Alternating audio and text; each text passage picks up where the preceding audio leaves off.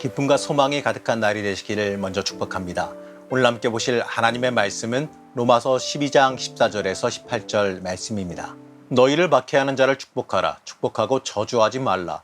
즐거워하는 자들과 함께 즐거워하고 우는 자들과 함께 울라. 서로 마음을 같이하며 높은 데 마음을 두지 말고 도리어 낮은 데 처하며 스스로 지혜 있는 채 하지 말라.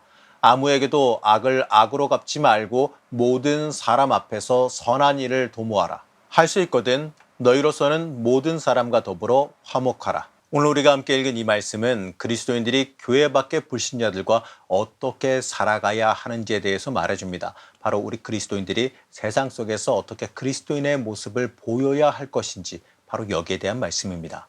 우리가 함께 읽은 이 말씀은요, 정말 귀한 말씀입니다.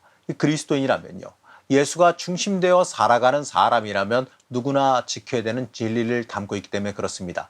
이 진리들을 살펴보게 되면요, 먼저 14절에서 15절에서 걸쳐서 거론하고 있는 이 핍박과 같이 이 자신들에게 고난을 주는 자들에게 이 저주하지 말고 오히려 그들을 축복하라라고 말합니다. 바울이죠. 자신이 그리스도를 본받고 있음을 누누이 말하고 있습니다.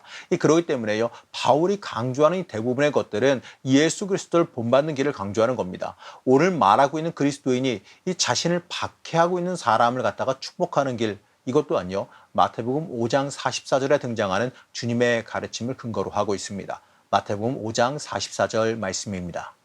나는 너희에게 이르노니 너희 원수를 사랑하며 너희를 박해하는 자를 위하여 기도하라.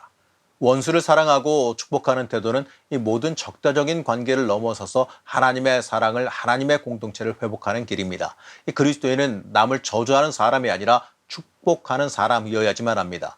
이 세상에 그리스도의 빛으로 유익이 되는 사람이 바로 그리스도인이 되어야지만 합니다. 축복의 근원이 바로 우리가 되어야지만 합니다. 또한 15절은 아주 중요한 것을 말합니다. 즐거워하는 자들과 함께 즐거워하고 우는 자들과 함께 울라. 이것은 그리스도인으로서요, 이 세상에서 사람들과 관계를 맺어가야 되는 올바른 모습입니다. 사람들의 아픔을 이해하고 또 그들의 기쁨을 같이 나눌 수 있는 사람이 되어야지만 합니다. 이기적으로 나만 잘 살면 된다라고 한 이 사고방식으로 살아가서는 안 된다는 것이지요. 이 기독교인만 동떨어져서 살아가는 것이 아니라 우리는 세상 속에서 살아가고 있습니다. 그리고 이 고난당한 사람들과 함께하고 그들의 고난을 위로하며 공감할 수 있어야 함을 말하고 있습니다. 이 고난당한 사람들이요, 이성적일 수는 없어요. 당한 고난에 대한 것이 좀 진정이 좀 돼야 이성적인 판단이 되지 않겠습니까? 그러니까요, 고난당한 자들이 고난에 울부짖는 것을 갖다가 이성적으로 정죄하거나 비난할 것이 아니라 이 그들의 아픔과 고통을 감싸줄 수 있어야 되는 겁니다. 그것이 그리스도의 사랑이고요, 그들의 아픔을 이해하려고 하는 그리스도인의 올바른 모습이기 때문에 그렇습니다. 이 모습이 세상 속에서 그리스도의 빛을 발하는 모습입니다.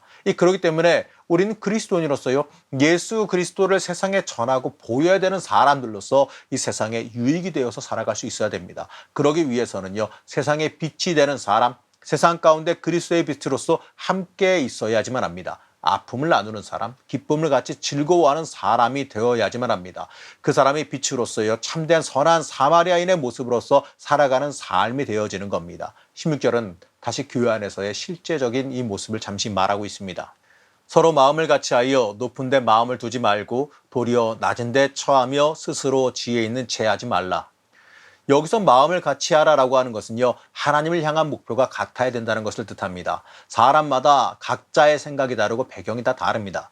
그렇지만 하나님을 위한 마음은 같아야겠지요. 이 그리스도인은 항상 마음이 하나님을 향해 있어야 되는 겁니다. 그리고 또 말하기를 마음을 높은 데 두지 말라라고 말하는데, 이것은요, 교만한 마음이나 생각이라기보다는요, 명예와 명분 또는 이 자신의 입장이나 의견을 마치 이 전부인 것처럼 내세우지 말라라고 뜻합니다. 그리고 낮은 데 처라고 하는데, 이것은요, 이 교만이라는 것의 반대적인 의미보다는요, 낮은 자를 섬기고 또 남들을 등한시하는 교회 일에 힘쓰라는 의미로 받아들일 수 있어야 됩니다. 그리고 스스로 지혜 있는 채 하지 말라라고 하는 것은요, 자신이 가진 은혜나 생각을 남에게 전부인 양 강요하지 말라는 뜻이에요.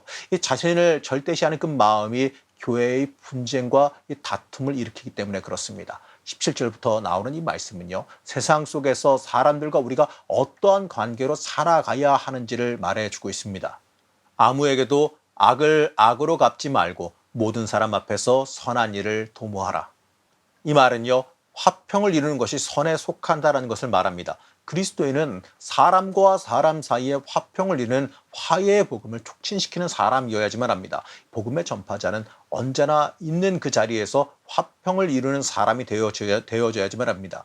이것은요, 그리스도인으로서의 책임이지요. 또한 이 강조하기를 원수에 대해서 그들을 악으로 갚지 말고 하나님께 맡기라라고 말씀합니다. 원수를 갚는 것은요, 사실 우리의 몫은 아니에요. 심판은 하나님께 달렸기 때문에 그렇습니다. 우리가 힘써야 되는 것은요, 원수를 정죄하는 것이 아니라 화평하게 만드는 일입니다.